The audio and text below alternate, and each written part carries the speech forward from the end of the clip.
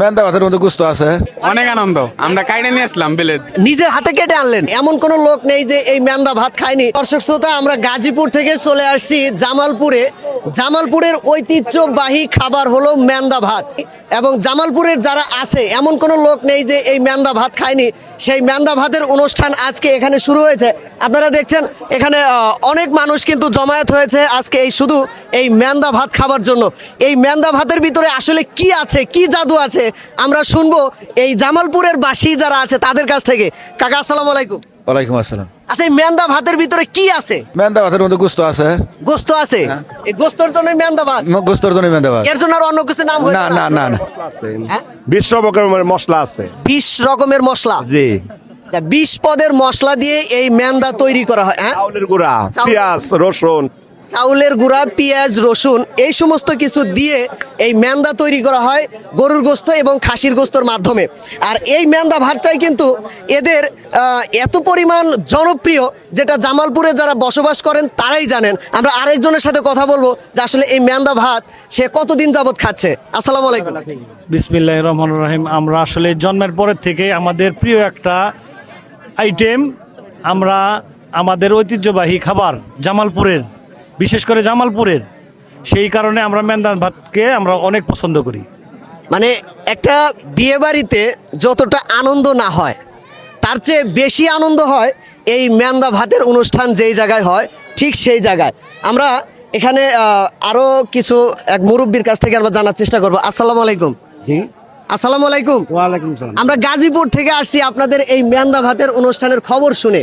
আসলে এই মেন্দার ভিতরে কি আছে যে আপনাদের এই জামালপুরের লোক এটার জন্য পাগল? কি আছে এটা বলতে পারবো না। ঐতিহ্যবাহী পূর্বপুরুষেরা করছে, বর্তমানে আমরাও করতেছি। এটা কত বছর আগে এই মেন্দা ভাত সৃষ্টি হয়েছে আপনাদের এখানে? কমপক্ষে 100 বছর। 100 বছরের ঐতিহ্য। জি।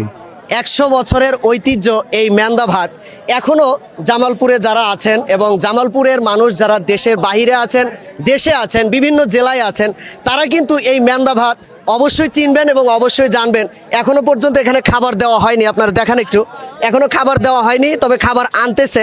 হয়তোবা কিছুক্ষণের মধ্যেই এখানে কিন্তু খাবার দেওয়া শুরু হয়ে যাবে।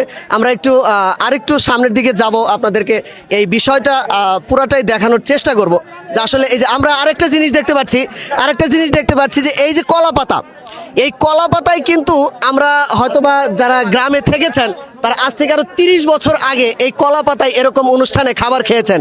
আচ্ছা, এই বয়সে এসে এখন কিন্তু এই ইয়াং জেনারেশন কলার পাতায় ভাত খাবার কথা নয়। ভাইজান, এই যে কলার পাতায় ভাত খাচ্ছেন, কেমন লাগছে? আলহামদুলিল্লাহ, ভালো। অনেক আনন্দ, আমরা কাইটে নিয়ে আসলাম বিলেত। নিজের হাতে কেটে আনলেন, নিজের হাতে কেটে আনলেন। এখন এই জেনারেশন কিন্তু এই কলার পাতায় ভাত খাওয়ার কথা নয়, তারপরেও খাচ্ছে। কেন খাচ্ছে?